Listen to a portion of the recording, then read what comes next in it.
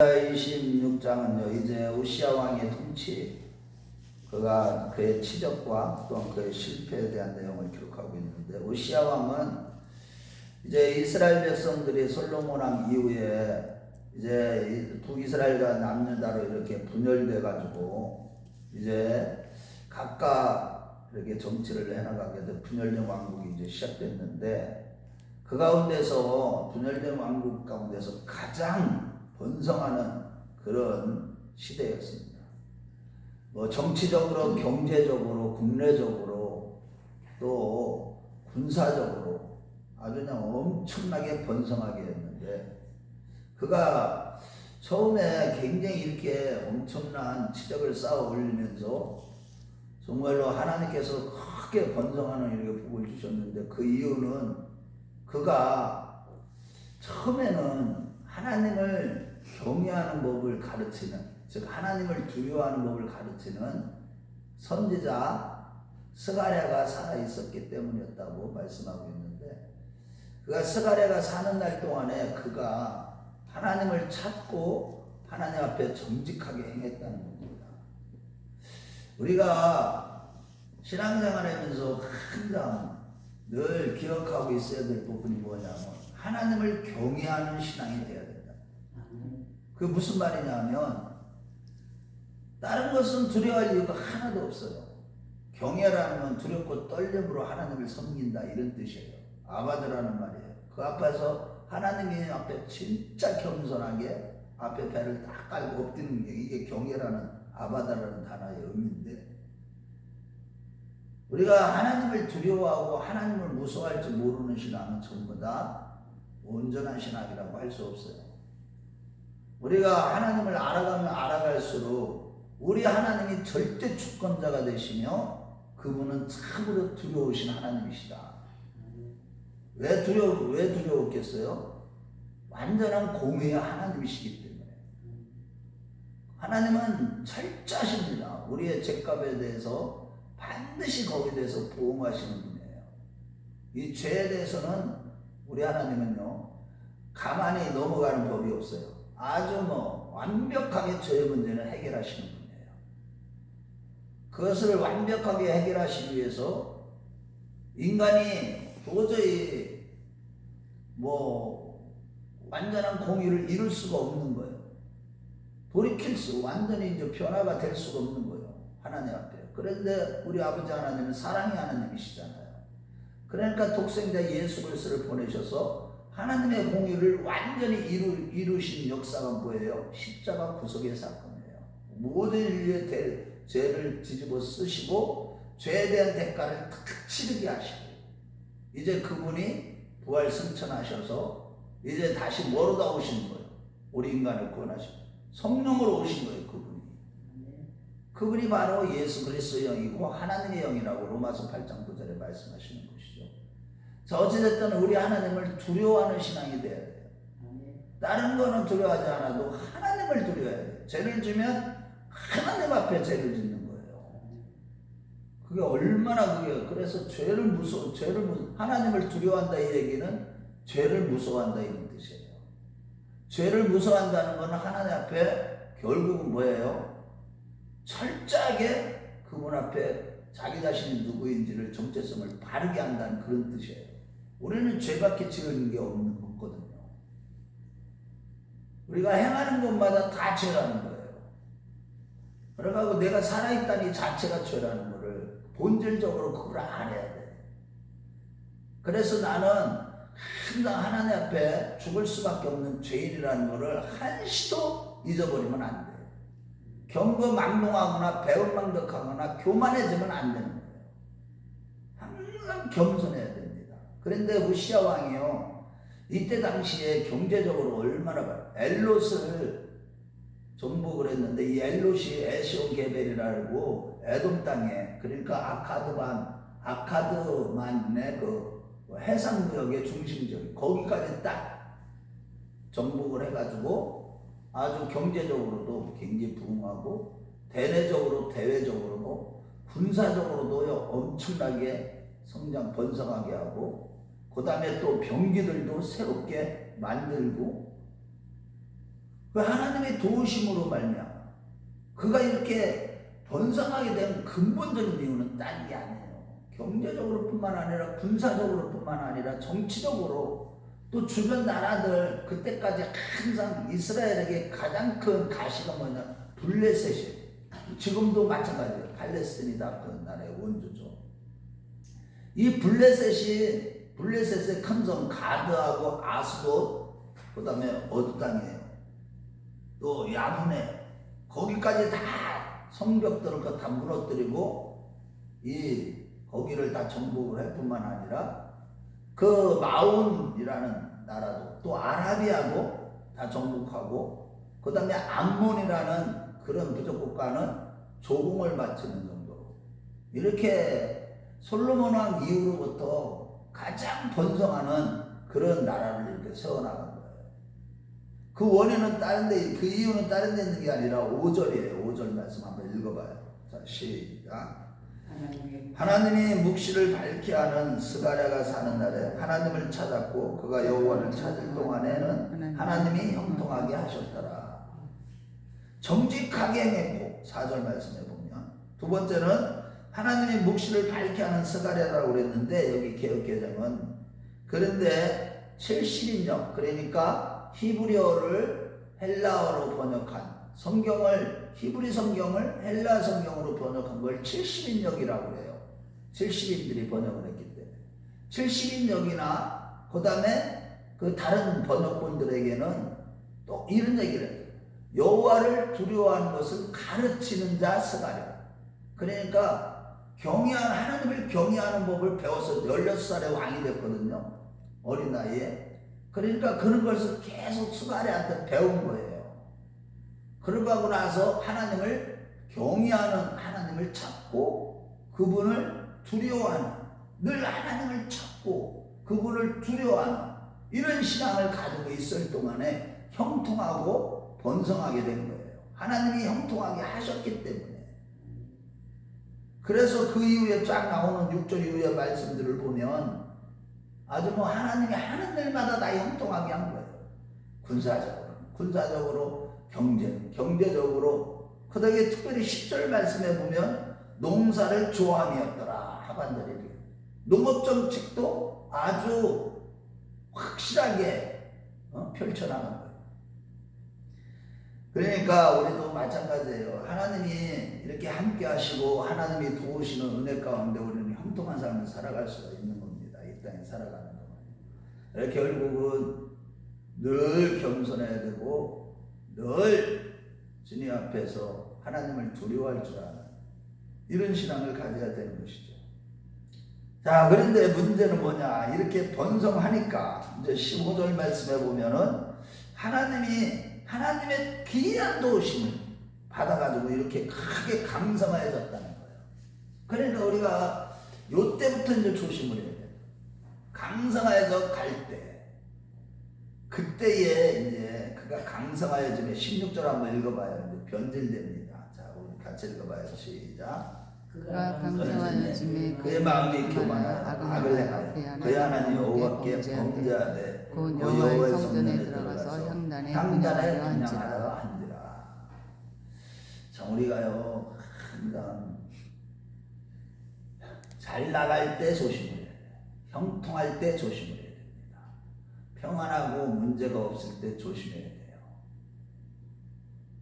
우리는 은혜를 받으면 받을수록 더 자기를 부인하고 십자가를 지는 그런 삶을 살지 않으면 우리 신앙생활은 실패하는 겁니다. 이게 잘 나가다 보니까 이제 자기가 구약시대 때 율법에 의하면 제사장의 역할과 그 다음에 왕의 역할을 완전히 구분하셨어요. 하나님. 그래서 정교 분리의 원칙에 의해서 율법은 그런 정교 분리의 원칙에 따라서 명령을 하셨는데 자기가 제사장 외에는 집행할 수 없는 제사를 드리려고 하다가 그 제사장 아사랴가 자기 이름하고 똑같아요. 자기가 원래 본 이름은 아사랴고 그 왕의 이름으로 해서 우시야 왕이라고 그러는데 그 제사장 아사랴가 그렇게 말렸어요. 80명의 제사장들과 함께 가서 그거는 왕이 할 바가 아니다. 그거는 제사장 외에는 왕이 누구도 제사를 드릴 수 없다. 그것이 율법이다. 제사장은 하나님이 세우신 것이다. 그래서 절대로 그거 하면 안 되십니다. 그런데 그때 제사를 그럼에도 그 막무가내로 회개를 그런 말을 들었을 때 회개를 할 기회를 딱 주신 것인데 회개하기는커녕 제사장에게 화를 내는 그 순간에 이마에 뭐가 생긴 거예요? 나병, 문둥병이 팍 생긴 거예요. 그런데 율법에 의하면 문둥병은 무슨 병이에요? 하나님이 문둥병 걸린 자는 어떻게 한다고 그랬어요? 돌로 쳐 죽이라고 그랬어요. 왜? 문둥병은 엄청난 죄에 대한 결과이기 때문에 문둥병 자체가 하나님 앞에 문둥병 걸렸다는 자체가 죄인이라는 뜻이에요. 그래갖고 문둥병을 탁 걸리게 하니까 어떻게 해요? 제사장들이 내쫓아버린 거예요.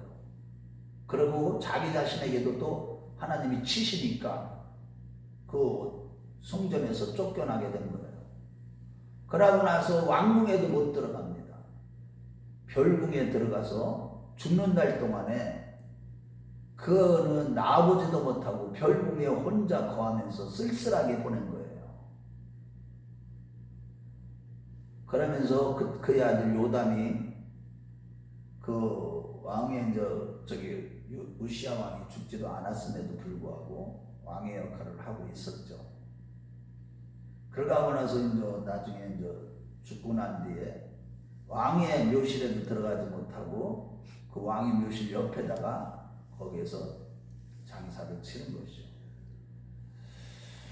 자, 우리가 이게 그래서 항상 신앙생활하면서 늘 영적인 부조리를 주어야 되는데 우리의 신앙생활은 끊임없이 기본이 돼 있어야 돼요. 끊임없이 내 자신이 누구인지를 날마다 성찰을 해야 돼요. 나는 지금 하나님 앞에 어떤 모습으로 서 있는가? 우리가 예수님께서 가르치신 게 뭐예요? 십자가를 지고 나를 쫓아라. 자기를 부인하는 것과 십자가를 지는 삶. 그러니까 날마다 자아를 죽여야 된다는 거죠. 매일 내가 죽어야 되는 것은 내 안에서 나오는 것은 다 죄뿐이기 때문에 그런 거예요. 우리 인간의 마음에서 나오는 게 뭐라고 그랬어요? 예수님께서 마태복음 15장 19절에 예? 음란과 술수와 비방과 더러운 것들이 다 속에서부터 나온다고 그랬어요. 그렇기 때문에 우리 자신은 매일매일 나를 쳐서 그리스도께 복종시키지 않으면 죄악 중에 바로 빠지게 됩니다. 특별히 가장 쉽게 빠지는 게 뭐예요? 크리스찬들이 교만병이에요. 교만한 병. 교만한 죄를 가장 많이 지는 거예요. 자신도 모르게 교만해져요. 교만이라는 것은 자신도 모르게 자기 마음이 높아지는 게 교만이에요. 그래서 조지 물러, 여러분들 잘 알다시피 조지 물러는 어떤 분이에요? 영국의 고아의 아버지죠. 평생 동안 고아를 잘 섬기면서 사람들에게 존경받는 사람이었는데 그가 노년에 어떤 사람이 찾아와서 물었어요.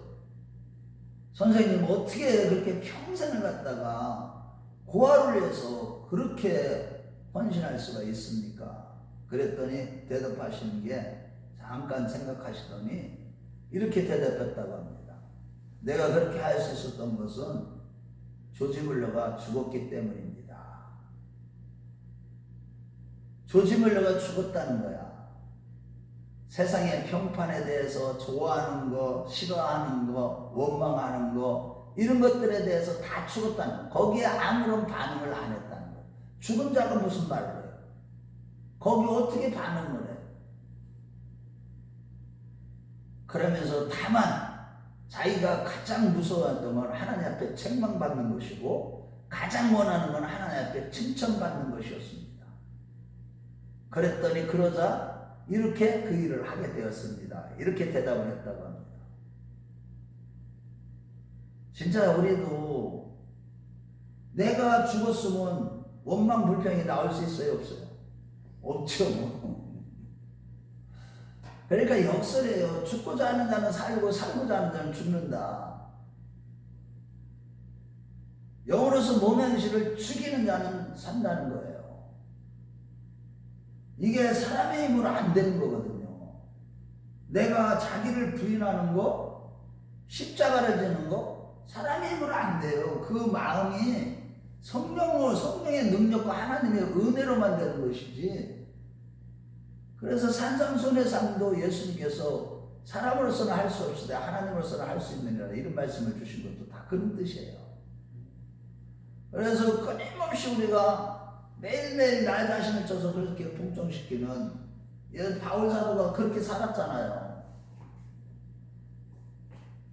항상 겸손해야 돼요. 그래서 그 은혜를 받아야 되면 그 은혜를 받아야만 자기를 부인할 수 있고 십자가를 질 수 있죠. 어떤 은혜?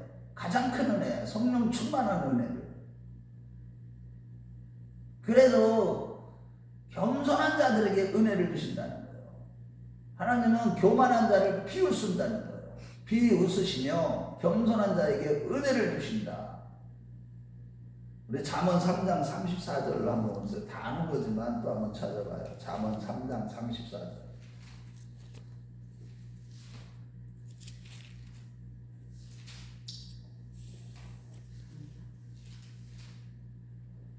같이 읽어봐요. 잠언 3장 34절 시작. 진실로 그는 거만한 자를 비웃으시며 겸손한 자에게 은혜를 베푸시나니. 그리고 이 바울 사도도 그걸 가르쳤어요. 고린도 교회 고린도서 10장 12절에 하나님은 교만한 자를 대적하시기 때문에 선줄로 생각하는 자는 넘어질까 조심하라는 거예요.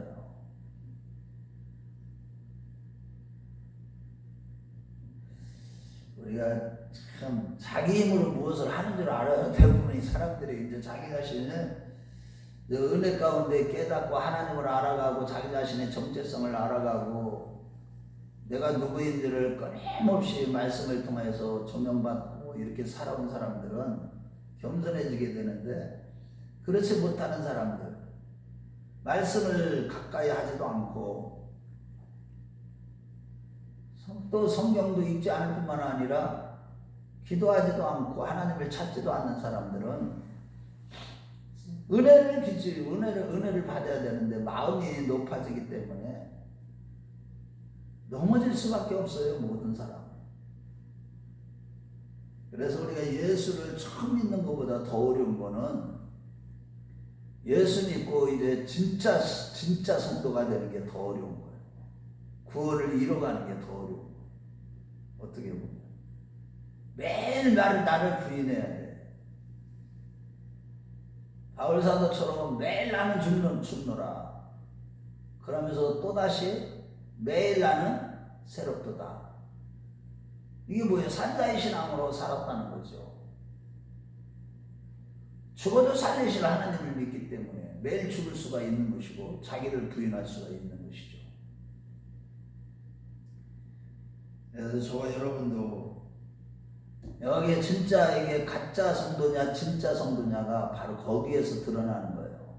그냥 뭐 그저 이 땅에서 응답을 받고 형통하고 축복받고 천국을 가기 위해서 예수를 믿는다는 사람들이 대부분인데 그거는 가짜예요. 진짜는 거예요. 하나님의 말씀대로 매일 내가 죽고 예수로 사는 거. 정과 역을 십자가에 매일마다 못 박는 게 진짜 성도예요. 늘 겸손해지는 게 진짜 성도라는 거예요.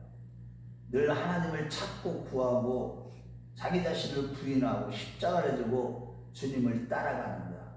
이런 자들만이 영생에 들어가는 거예요. 아무나 천국 가는 게 아니에요. 그래서 말씀을 알아야 돼요. 말씀을 모르니까 하나님의 말씀에 어떻게 나에 대해서 말씀하고 계시는지, 나와 하나님 사이는 어떤 사이인지, 하나님과의 관계가 지금 어떤 관계인지, 이런 것들을 날마다 끊임없이 또 성찰하고 또 성찰해봐야 돼. 어떤 일을 행했든지 간에 그 이후에 내가 어떤 열매를 맺고 있는지, 이런 것들을 늘 조심해야 되고 늘 성찰해야 되는 이유가 여기에 있는 거예요. 오시아 왕이 그렇게 그 자기를 지도하던 스가랴가 사는 날 동안에 하나님을 찾고 하나님 앞에 정직히 행할 때 그렇게 형통한 삶을 살았고 강성해졌다는 거예요.